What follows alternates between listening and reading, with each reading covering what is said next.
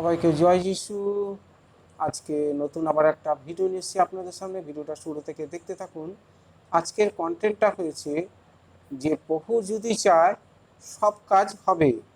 কারণ প্রভু হলো সমস্ত কর্মের সৃষ্টিকর্তা, মানে প্রভু সমস্ত কাজের হলো সাধনকর্তা।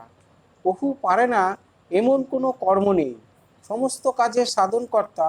তাই প্রভু যদি মনে করে তো সব কাজ হবেই হবে। কোনো মানুষকে প্রার্থনা করলে প্রভুর কাছে কখনো হতাশা নিরাশা করে খালি হাতে কখনো কাউকে ফেরাবে না। তা একাগ্র চিত্রে প্রভুর কাছে প্রার্থনা করলে প্রভু স্বর্গ থেকে ঠিক আমাদের প্রার্থনা শ্রবণ করে। এবং প্রভু হলো অন্তর্যামী, প্রত্যেকটা মানুষের কি কি চাওয়া পাওয়া, কি কি প্রয়োজন, কি কি দরকার তার সংসারের মধ্যে ঘরে এবং তার জীবনে সমস্ত কিছু কি আশা আকাঙ্ক্ষা উদ্দীপনা বাস্তবে রূপায়িত করতে সাহায্য করে। তাই আমাদের সৃষ্টিকর্তা, সৃষ্টিকর্তা মানে কি ঈশ্বর, জগতের ঈশ্বর প্রার্থনার কথা শোনেন। এই পৃথিবী থেকে এই জগৎ থেকে কোনো মানুষ যদি স্বর্গের ঈশ্বরের কাছে প্রভুর কাছে প্রার্থনা করে, প্রভু কিন্তু স্বর্গ থেকে আমাদের প্রার্থনা শোনেন ও উত্তর দেন। পবিত্র আত্মার মাধ্যমে অন্তরে কথা বলেন। ঘটনাটি খুব বিস্ময়কর যে যিশু বলেন, স্বর্গ ও মর্ত্যলোকের সমস্ত ক্ষমতা আমার হাতে প্রদান করা হয়েছে।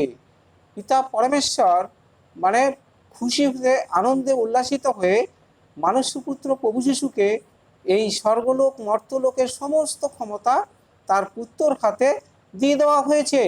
আর অতএব যিশু যদি এই পৃথিবীর এবং স্বর্গলোকের সমস্ত ক্ষমতা প্রভু যিশুর হাতেই থাকে, তবে তোমরা কি কল্পনা করতে পারো যে তোমরা যদি প্রার্থনা করো তোমাদের জীবনে কি ঘটবে?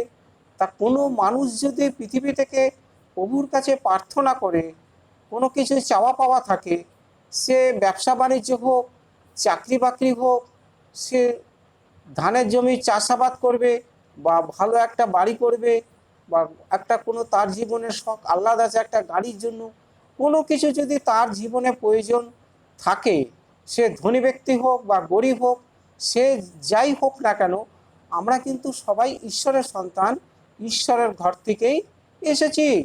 তাই প্রভুর কখনো কোনোদিন কাউকে হতাশা নিরাশা করবেন না। আজকে প্রার্থনা করলে কি কালই পাবো? আজ হোক কাল হোক পরশু হোক, একদিন প্রভু আমাদের সেই চাহিদা অনুযায়ী সমস্ত কিছু কিন্তু মিটিয়ে দেবে। তা প্রভুকে ধরে থাকতে হবে, খুব বিশ্বাস করতে হবে, ভক্তি শ্রদ্ধা করতে হবে, মন প্রাণ অন্তর হৃদয় দিয়ে প্রভুর কাছে প্রার্থনা করতে হবে।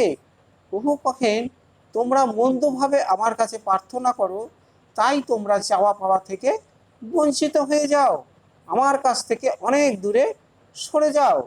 তাই মন্দভাবে না, মনটাকে পরিষ্কার পরিচ্ছন্নভাবে সূচি পবিত্রকৃতভাবে একাগ্র চিত্রে প্রভুর কাছে প্রার্থনা করলে প্রভু ঠিক আমাদের স্বর্গ থেকে প্রার্থনা শুনবেই শুনবে।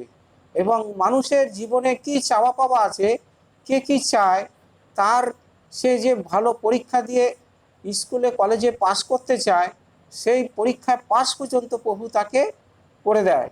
কারণ এই রকম আমি অনেককে কিন্তু প্রার্থনার মাধ্যমে প্রভুকে কলেজে ভর্তি করেছি, এমনকি ইঞ্জিনিয়ারিং কলেজে তার চান্স পেয়ে গেছে, সেই রকমও কিন্তু প্রভু করে দিয়েছে। কারণ প্রভু কাউকে হতাশা নিরাশা করে না। কারণ যেই ছেলেটা করেছে সে প্রত্যেক শুক্রবারে ফাস্টিং থাকতো আর মণ্ডলীতে আসতো প্রার্থনার সময়, করতে করতে করতে করতে ঠিক এক প্রভু তাকে চান্স পাইয়ে দিল ইঞ্জিনিয়ারিংয়ে। সে অল্প বয়সের ছেলে, তার খুশিতে আনন্দে উল্লাসিত হয়ে গেল। তাই প্রভুর কাছে আসলে প্রভু কাউকে কিন্তু ছেড়ে চলে যেতে বলবে না, খালি হাতে ফিরিয়ে দেবে না। সে মনের আশা আকাঙ্ক্ষা উদ্দীপনা নিয়ে যে প্রভুর কাছে এসছে, প্রভু তাকে পরিপূর্ণ করে দেবেই দেবে। শুধু প্রভু কহেন, তুমি আমাকে শুধু বিশ্বাস করো আর ধরে থাকো। মনের মধ্যে কখনো যেন অবিশ্বাস যেন তোমার মনে না জন্মায়, তাহলে কিন্তু তোমার কোনো কার্যসিদ্ধি হবে না। তাহলে তুমি নানা রকম কথাবার্তা তোমার মনের মধ্যে উদ্বেগ হবে। তা এইগুলো কে করে? অশুভ শক্তি শয়তান মানুষকে ঈশ্বরের কাছ থেকে দূরে সরিয়ে দেয়, যাতে আমরা সরাসরি কখনো প্রভুর কাছে, ঈশ্বরের কাছে প্রার্থনা করতে না পারি।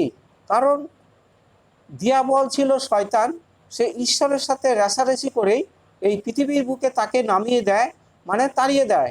তাই এই পৃথিবীটা হয়েছে শয়তানের বশে, আর স্বর্গরাজ্য হলো ঈশ্বরের বশে। তাই স্বর্গ হলো সূচি পবিত্রতম জায়গা, আর এই পৃথিবীটা হয়েছে অসুচি, অপবিত্র, নোংরা জায়গা। তাই আমাদের কখনো কোনোদিন স্বর্গ ঈশ্বরের কাছে প্রার্থনা করতে দিতে চায় না, আমাদেরকে সরিয়ে দেয়, যাতে আমরা কিছু প্রার্থনার মাধ্যমে না পাই, না মানে কি চাওয়া পাওয়া থেকে আমাদের বঞ্চিত করে দেয়। হালেলুয়া। তাই প্রভু কহেন, জীবনের শেষ দিন পর্যন্ত যে আমাকে ধরে থাকবে এবং যে কেউ আমাকে প্রভু বলে ডাকবে, সেই কিন্তু পরিত্রাণপ্রাপ্ত হবে, অনন্ত জীবন লাভ করবে। আবার প্রভু কহেন, এই পৃথিবীতে কিন্তু সবাই তোমাকে ছেড়ে চলে যাবে, কিন্তু আমি তোমাকে ছাড়ব না। জীবনের শেষ দিন পর্যন্ত তোমার ডান হস্ত চেপে ধরে থাকবো। যতই বিপদ আপদ, ঝড় বৃষ্টি, তুফান তোমার মাথার উপর দিয়ে বয়ে যাক না কেন, আমি তোমার সঙ্গে আছি, সাথে আছি। তোমরা ভয় করো না, সাহস করো, উঠে দাঁড়াও, এই তো আমি। প্রভু সবসময় আমাদেরকে সাহারা দেয়, আশ্বাস দেয়, ভরসা যোগায়। যেরকম আমাদের ঘরের বাবা মা তার সন্তানদের যেরকম ভরসা যোগায় এবং উপদেশ দেয়, ঠিক তেমনি প্রভু আমাদের সঙ্গে থাকে, সাথে থাকে। কখনোই বলে তোমরা ভয় পেও না, শুধু বিশ্বাস করো আর প্রার্থনার মাধ্যমে আমার কাছে চাইতে থাকো, দেখো তোমাদের জন্য আমি কি করি। হালেলুয়া। তাহলে আজকের কন্টেন্টটা এই পর্যন্ত। ভিডিওটা ভালো লাগলে একটা সাবস্ক্রাইব দেবেন, কারণ এর থেকে আরও কিন্তু ভালো ভালো সুন্দর সুন্দর ভিডিও আপনাদের কাছে সবার আগে পৌঁছাবে। আর যদি ভালো লাগে একটা লাইক শেয়ার করে দেবেন। আর প্রভুর কাছে প্রার্থনা করি আপনাদের জীবনের জন্য সমস্ত বিপদ আপদ, সমস্ত রোগ ব্যাধি এবং দুষ্ট আত্মার থেকে আপনারা যেন পরিত্রাণপ্রাপ্ত হন এবং নতুনভাবে যাতে জীবন শুরু করতে পারেন। আমি নাসরাতের প্রভু যিশুর নামে প্রার্থনা করি। আমেন।